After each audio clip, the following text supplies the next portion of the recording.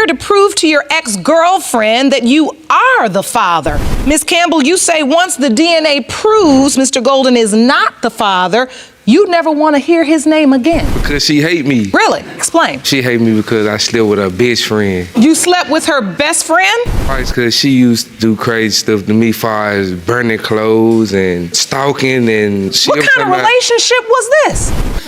Let's say this. Wow. Every time I turn around, I can go somewhere, she popping up. Were you popping up? No, I was not. So wait a minute, was this a relationship? Were you all dating? Were you committed? Or were you just... It was supposed to be a relationship. For no game. So why are you sleeping with her best friend and why are you popping up places? What is going on? She crazy. Your Honor, the reason why I burnt his clothes is because he told me he was going to walk to the store, right? Like close, side by side, close. So I walks up to him, I'm like... You knew you had a plan then when you were leaving out and you didn't take her to the store with you were cheating? Nah. In a courtroom where love and law collide, where heartbreak meets hard evidence, one truth can set a soul free or destroy everything. In this episode, emotions burn hotter than fire itself, as hidden betrayals, DNA revelations, and the search for justice unfold. Because when the truth finally comes out, it doesn't whisper, it roars. Every courtroom has two sides, but the truth lives somewhere in between. And she set all his clothes on fire. That fragile line between justice and revenge blurs beyond recognition. It's not just a case about paternity. It's a study of human emotion, a reflection of how love can turn into evidence, and how a single DNA test can redefine everything people thought they knew about loyalty, family, and truth. The story begins with anger, loss, and the desire to be right, three forces that have burned countless relationships to ashes. Here, the DNA test isn't just science. It's a moral battlefield. It's where the truth changes everything, where hidden regrets surface, and where people begin to realize that sometimes the answers they fight for are the ones they regret taking. Across countless Truth Changes Everything podcasts and legal discussions like the Game-Changing Attorney podcast, one theme echoes again and again. When you chase truth through the law, you must be ready for its consequences. That's what this episode explores, the unfiltered collision between emotion and evidence, between the fragile relationship between law and justice. In the courtroom, the judge's words carry not just authority but empathy. Justice here is not mechanical, it's human. The concept of justice in jurisprudence is beautifully embodied in moments like this, when reason meets compassion, and the court must balance the facts against the feelings. What happens when love becomes evidence? When passion turns into proof? That's what unfolds as the arguments turn from confession to confrontation, and from denial to DNA. The case begins with a man seeking two things: truth and compensation. He's not just fighting for fatherhood, he's fighting for respect. For the value of his burned clothes, yes, but more deeply, for the dignity he lost in a relationship that spiraled out of control. On the other side stands a woman, fierce and wounded, whose fire, both literal and emotional, symbolizes the pain of betrayal. She doesn't just deny paternity, she denies connection, trying to erase the very person who once shared her world. The court becomes a stage where two versions of reality fight for validation. As the testimonies unfold, we are reminded of Celebrate Recovery testimonies, stories where pain becomes power, where people turn their past mistakes into lessons. This case, too, is a kind of emotional recovery. Each statement is a confession, each admission a chance for healing. Behind the legal formalities, this isn't just about whether a man is the father. It's about two broken hearts learning that truth has a price. When we think of DNA test cheating stories, we often imagine shock, betrayal, and the irreversible damage of finding out that something sacred was a lie. Yet beneath the surface, these stories reveal something deeper: the search for identity, belonging, and redemption. Here, the DNA test becomes both a weapon and a mirror. It doesn't just reveal biology, It exposes motive, fear, and denial. In many ways, this courtroom drama feels like an episode straight out of the Divorce Course podcast, full of the emotional debris that follows separation, infidelity, and distrust. The judge, embodying a sense of empathy rare in legal narratives, recognizes that every piece of evidence in the stage of a divorce case is not merely factual, but emotional. Burned clothes are not just property damage, they're symbols of heartbreak. And the ruling, though bound by law, must also acknowledge the pain that lies beneath the surface. But the courtroom is not just about emotion, it's about balance. The law exists to restore order, even when hearts are in chaos. Here, the adverse inference in Evidence Act echoes quietly in the background, a reminder that when someone destroys evidence or conceals truth, the law can draw its own conclusions. Burning clothes in this context becomes more than an act of anger. It becomes an act of symbolic destruction, a rejection of both the relationship and accountability. In jurisprudence, such acts create ripples, not just legally but ethically. As the story progresses, every word in the testimony reveals a pattern: deception, regret, pride, and a desperate longing for closure. It's a universal rhythm seen in thousands of relationships, where emotion overrides logic, and where both sides believe they are the victim. What makes this episode powerful is not just the result of the DNA test, but what it represents: the collision of memory and proof, and how modern justice uses science to heal emotional wounds or reopen them. Episodes like this remind us of how the concept of justice in jurisprudence is not just an academic theory, but a living, breathing force in people's lives. Justice is not blind, it's human. It listens, it observes, and sometimes it forgives. It asks hard questions, not just who's the father, but who's telling the truth, who's healing, and who's still broken. The most striking moments of this story emerge not in the shouting, but in the silence, the pauses between questions, the tremor in the voices when the truth gets too close. The DNA results become more than numbers, they're emotional verdicts. They reveal not just who is related by blood, but who still cares, who still hurts, and who is ready to move on. When the judge announces that the man is not the father, the room doesn't just fall silent, it transforms. It becomes a space for reflection on what truth really means. Throughout this emotional journey, we hear echoes of discussions found in the Game Changing Attorney podcast, where experts dissect how emotion and law coexist, how attorneys, judges, and clients navigate the moral gray areas of human conflict. This case could be one of those examples, a living case study in empathy and accountability. The judge's approach, blending firmness with compassion, becomes a masterclass in how justice should feel, not cold, not distant, but transformative. And this isn't just about one couple's pain. It's a mirror held up to society, to every relationship that crumbled under the weight of pride, jealousy, or betrayal. In that sense, the case reminds us of real-life adoption stories, full episodes, stories of identity, belonging, and what it truly means to be family. Blood may reveal truth, but love defines connection. The court may determine paternity, but it cannot legislate affection. That's the paradox at the heart of this story. That truth can prove who you are, but it can never dictate who you love.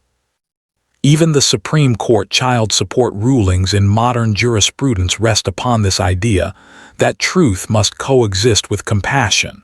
A father's duty is more than genetic, it's moral. A mother's right is more than legal, it's human. The same balance exists here. When the results are revealed, we're reminded that while DNA can confirm facts, only forgiveness can restore peace. There's also an undercurrent of spiritual healing in this story, much like what's shared in Celebrate Recovery testimonies, where people talk about letting go, facing their mistakes, and embracing a future free of bitterness. The woman's act of burning his clothes, as destructive as it was, becomes symbolic of emotional purging, an attempt to cleanse pain through fire. The man's decision to take her to court, on the other hand, becomes his way of seeking justice instead of revenge. Together, they represent two sides of recovery, one through destruction, the other through law. In Every Truth Changes Everything podcast episode, the same message repeats: truth liberates, but only if you're ready for it. Here, when the DNA test reveals he is not the father, that liberation is bittersweet. It frees him from responsibility, but it also breaks his heart. Because sometimes, even false hope is still hope. He came not just for money or validation, but for connection, for the chance to belong to something, to someone. This moment resonates deeply with anyone who has ever stood at the crossroads of love and justice, where the law says one thing, but the heart says another. It's in those moments that the relationship between law and justice becomes painfully visible. The law delivers clarity, justice delivers peace. And while the former can be printed on paper, the latter must be found within. In essence, this episode is not just courtroom entertainment. It's a psychological and moral study of human nature. It explores how truth transforms people, how evidence can both heal and hurt, and how forgiveness sometimes begins in the same room where accusations end. It's about accountability, recovery, and the eternal quest for closure, something every person, whether in love or in law, is searching for. When truth finally enters the room, it changes the atmosphere. It doesn't arrive quietly. It comes with weight, clarity, and the power to heal or destroy. That's the unspoken theme behind every paternity revelation, every confession, and every tear shed in court. In She Set All His Clothes on Fire, truth doesn't just end a conflict. It exposes the fragile human layers beneath the fight. It forces both sides to face themselves, not as lovers or enemies, but as individuals accountable to the law, to conscience, and to something even greater: justice. This moment, when the DNA test result is revealed, feels like standing at the edge of revelation itself. For him, it's disbelief. For her, vindication. For the courtroom, silence. And yet within that silence lies a profound lesson about the concept of justice in jurisprudence, that truth, however painful, must prevail. The law doesn't promise comfort, it promises clarity. And sometimes clarity feels like heartbreak. Through the lens of emotional storytelling, the case captures a pattern familiar to those who listen to the Divorce Course podcast or Truth Changes Everything podcast. How people carry their pain into courtrooms hopping for healing, but leave realizing that healing begins not with verdicts, but with acceptance. It's a transformation that plays out word by word, as the judge's empathy turns the courtroom into a place not just of judgment, but of restoration. Every revelation in this case feels like a mirror held to our own humanity. The judge's ruling on the destroyed clothes, a seemingly small civil matter, reflects the deeper relationship between law and justice. Justice isn't just about punishing wrongdoing, it's about restoring balance. When the judge acknowledges the emotional reason behind the act, you can't destroy someone's property, even when they destroy your heart. It becomes one of those rare moments where jurisprudence meets poetry. It's not just about the adverse inference in Evidence Act or the black and white letter of the law. It's about understanding why people act out of pain. Law explains behavior, justice understands it. The man's quiet acceptance of the verdict that he is not the father reveals the cost of truth. It's easy to believe that truth always sets us free, but as many people regret taking DNA tests, freedom often comes with sorrow. The truth doesn't discriminate between the innocent and the emotional. It simply shines light on what is. And sometimes, that light blinds before it heals. This is why discussions in the Game Changing Attorney podcast often explore how attorneys are not just advocates for evidence, but translators of human pain. They must present facts that can break hearts, yet still stand for justice. That delicate art balancing compassion with truth, is what defines great lawyering and great judging. This episode, in that sense, becomes a masterclass in humanized law. Every question from the bench isn't an interrogation. It's an invitation to self-awareness. When we examine this case in light of modern legal ethics, it becomes clear that the evidence stage in divorce cases, or in any family law matter, is not merely procedural. It's emotional archaeology. Each piece of evidence is a fossil of trust, a fragment of a relationship unearthed in search of reason. In this case, the burned clothes are more than proof of damage. They're artifacts of betrayal. They represent what happens when love turns into litigation, when emotions spill into the record, and when memory becomes evidence. What the judge manages to achieve, however, is something rarely seen: a restoration of dignity. Even in disappointment, the man walks away with respect, and the woman with reflection. The law doesn't fix their relationship, but it restores something greater: moral order. And in doing so, it reaffirms the timeless relationship between law and justice, that law governs action, but justice governs intention.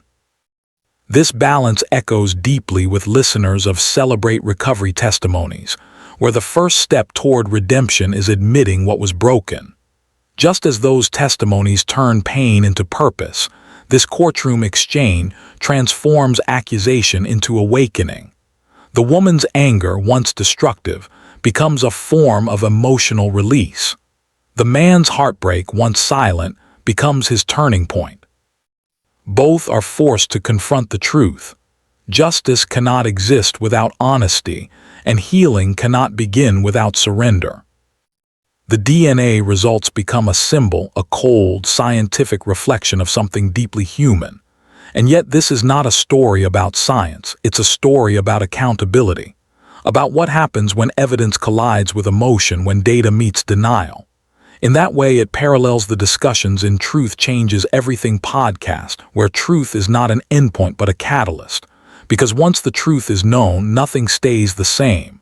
Relationships change. Perceptions change. People change. That's what makes truth both powerful and terrifying. It rebuilds reality from the inside out. For viewers and listeners drawn to DNA test cheating stories, this case serves as a stark reminder. Truth may bring closure, but it rarely brings comfort. Each test uncovers more than genetics. It reveals integrity, memory, and often, the secrets people never meant to expose. Some results heal families, others divide them forever. But in every case, they strip away illusion, and what remains, though painful, is real. The judge's final reflection that the best revenge is success transcends legal discourse. It becomes a moral principle, a recovery statement in itself. In those words lies the heart of every Celebrate Recovery testimony, that growth is the only true victory after pain. The courtroom, for all its procedure and decorum, becomes a confessional where shame is replaced by self-awareness. Legal scholars often discuss the concept of justice in jurisprudence as an evolving philosophy, one that adapts to human complexity. This episode becomes an example of that evolution. Here, justice doesn't end with a verdict. It extends into empathy.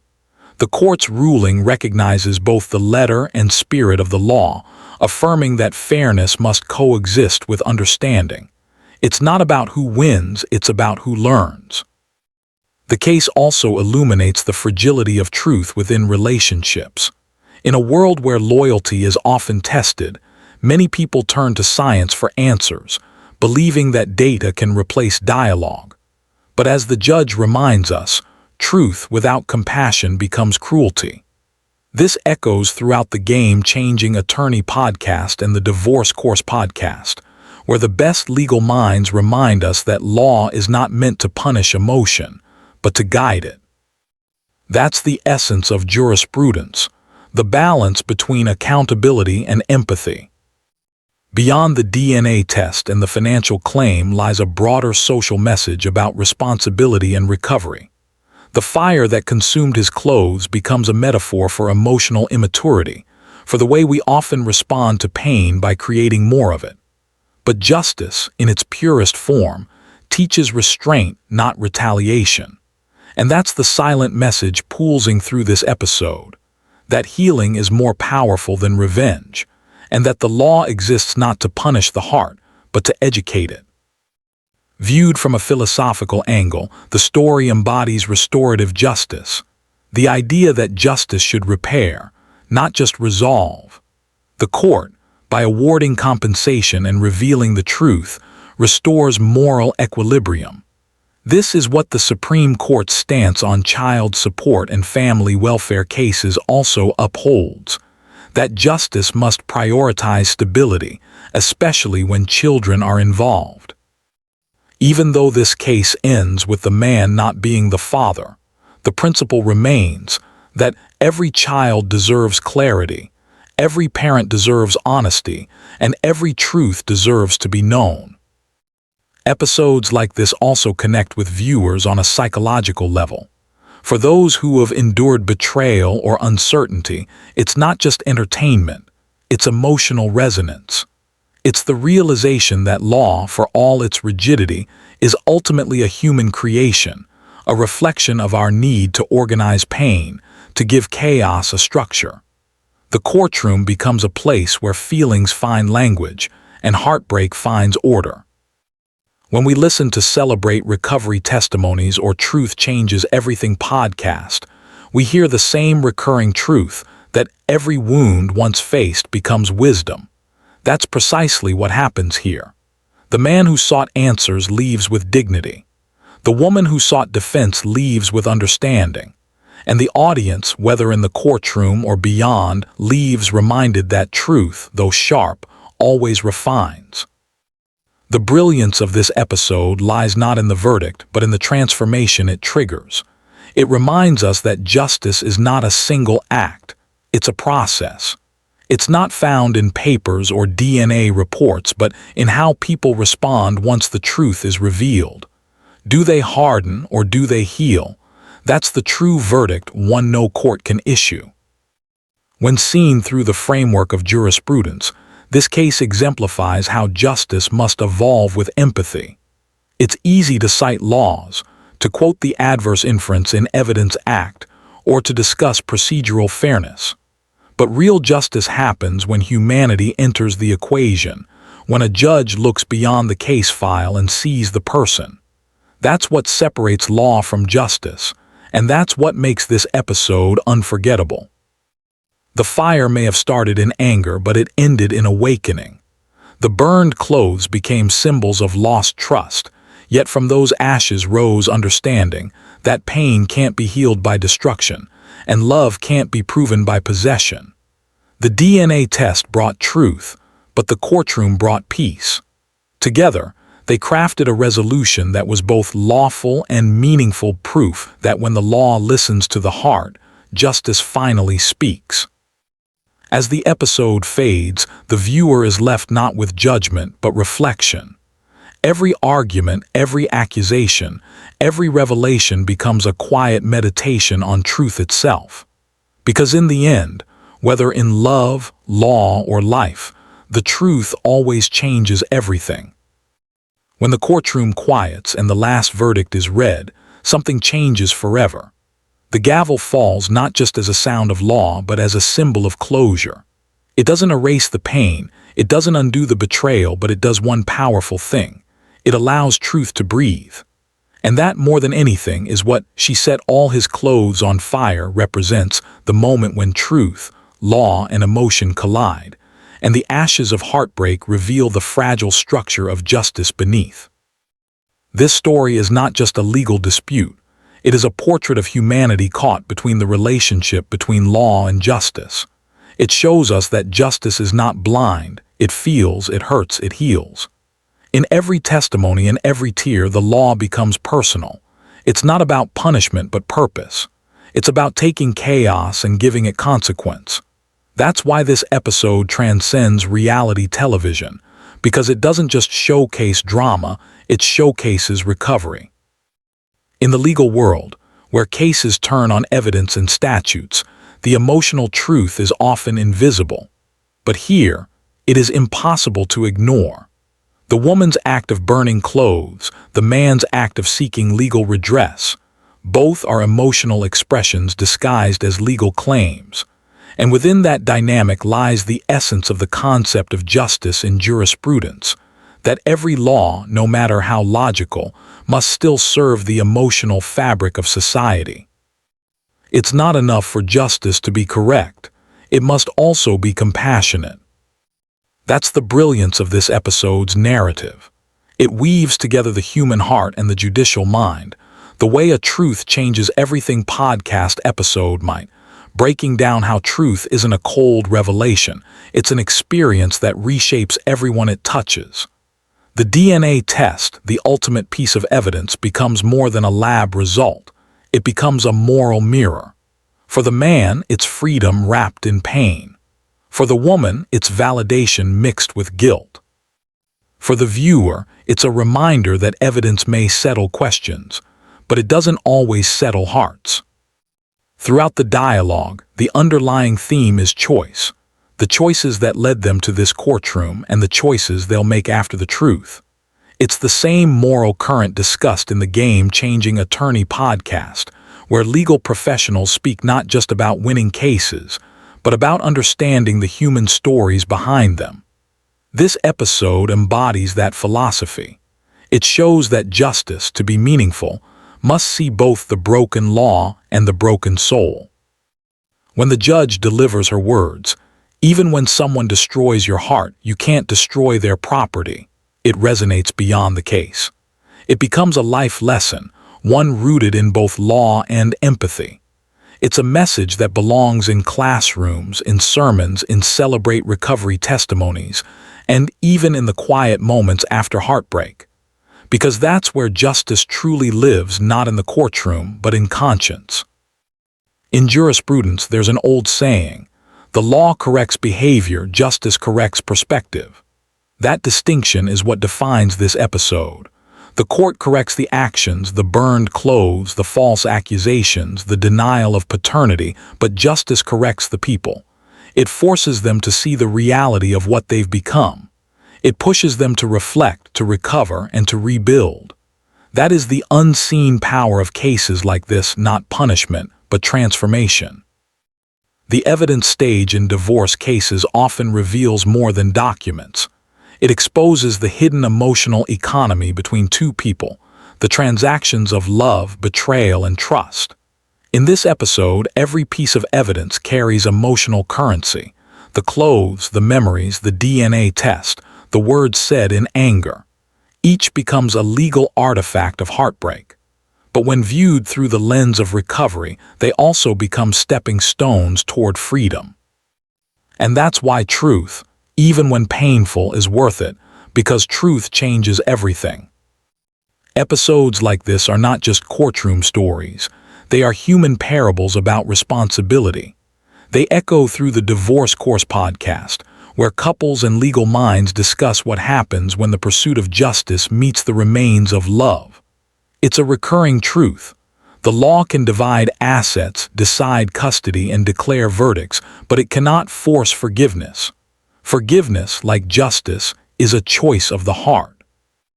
And in that way, every courtroom becomes both a sanctuary and a mirror, a place where people see themselves, sometimes for the first time. For those who have followed DNA test cheating stories, the lesson is universal. Evidence reveals facts, but understanding reveals wisdom. Many people regret taking DNA tests, not because the results were wrong, but because the results were real. And reality, when unfiltered, demands emotional courage. The man in this episode walks away with truth, but also with emptiness. The woman walks away vindicated, but also with guilt. And both must learn to live in a world where truth no longer hides. That's the emotional irony of truth. It liberates, but it also isolates. The Truth Changes Everything podcast often explores this paradox, how truth can set you free but still leave you lonely. Because knowing the truth doesn't heal you, accepting it does. And that's the next chapter for both of them, learning how to live with what cannot be changed. In that sense, the real verdict is not written by the judge, but by life itself. This case also shines light on something deeper, how courts of law often become courts of emotion. Every question asked, every testimony heard, reflects not just the relationship between law and justice, but the eternal struggle between the head and the heart. The woman's mother testifying against her, the man pleading for recognition, the child caught between identities. These are not just characters in a courtroom. They are reflections of society itself, of how truth divides and unites us all. The judge's wisdom at the end brings everything full circle. Her words carry the weight of philosophy, the tenderness of experience, and the clarity of law. They remind us that revenge only deepens wounds, but accountability heals them. That's a theme echoed in Celebrate Recovery testimonies, where brokenness becomes a bridge to faith, and pain becomes a path to purpose. In the fire of anger, people burn bridges. In the light of justice, they rebuild them. The episode's emotional gravity also mirrors real-world legal debates discussed in the Game-Changing Attorney podcast. How family law requires both logic and love, how every case is a story of broken trust, and how attorneys, judges, and even juries must become translators of human emotion. The law might dictate compensation, but only compassion delivers closure. Even the Supreme Court child support framework is built on this moral foundation, that justice must protect the innocent and guide the lost. It's not about money or titles. It's about the ethical duty to nurture, to care, and to uphold the sanctity of family. That ideal resonates through this episode's quieter moments, when you can almost feel the judge's heart beneath her robe, firm in law, but soft in truth. The second half of this double episode, involving another family torn apart by doubt and denial, reinforces the same truth from a new angle. A grandmother denying her grandchild, a mother defending her love, a man caught between truth and pride. It's another layer of human conflict shaped by the pursuit of evidence. And yet, through all the shouting, the same message rises. You can question bloodlines, but you cannot erase love. The DNA may prove who a child belongs to, but the heart decides who stays. In those moments, the concept of justice in jurisprudence transcends theory. It becomes alive, not in textbooks, but in trembling voices, in photographs of burned clothes, in the quiet apology that never gets spoken. It's the recognition that justice is not something you win, it's something you learn. And when you learn it, it changes you forever. For those who find themselves at the crossroads of love and law, these stories become roadmaps. They remind us that the courtroom is not the end of the story, it's the turning point. That's why episodes like this resonate beyond entertainment. They become emotional lessons. They remind us that the true adverse inference in evidence is not just about missing documents, it's about missing empathy. When people stop listening, stop understanding, justice loses its soul. But when truth is embraced with humility, it transforms everyone it touches. In the end, both stories, the burned clothes and the denied grandchild, converge on one powerful idea. Truth may divide for a moment, but it unites for eternity. Lies create comfort, truth creates growth.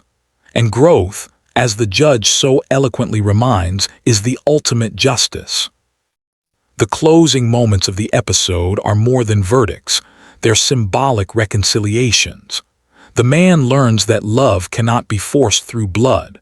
The woman learns that anger cannot cleanse the past. The grandmother learns that denial cannot erase lineage. And the audience learns that truth, though often delayed, always arrives. That's the real beauty of Truth Changes Everything, not the podcast but the principle. That the truth, once spoken, shifts every dynamic. It changes relationships, reputations, and realities. And even when it hurts, it heals. Because the truth is not a weapon, it's a cure. As the credits fade, What remains is reflection, the awareness that every human being carries both the capacity to harm and the capacity to heal. The law cannot dictate which one we choose. It can only reveal the consequences. Justice, however, gives us a second chance to choose better next time. So when the gavel drops for the last time and the courtroom empties, what's left is silence, not the silence of defeat, but the silence of understanding. The silence that follows revelation. The silence that says, "It's over, but it mattered." And in that silence, the story breathes its final truth, that no matter how painful the process, no matter how deep the scars, every person who faces the truth steps closer to freedom. Because when the truth finally arrives, it doesn't destroy you. It rebuilds you. That is justice. That is recovery. That is truth changing everything.